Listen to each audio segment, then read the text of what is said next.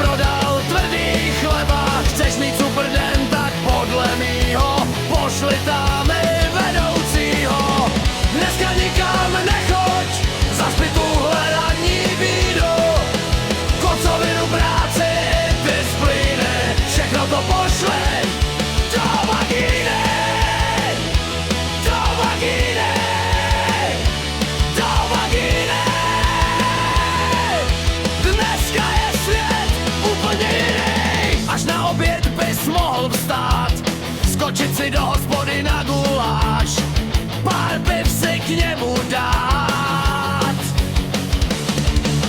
V hospodě je jiný svět, s kamarády u piva můžeš posedět. Pivními keci k lepšímu svět měnit.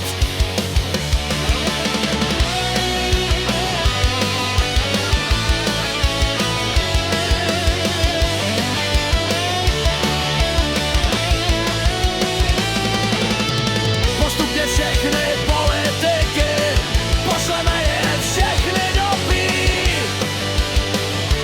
Do pohřby. Všechny a všechno, co se ti nelíbí,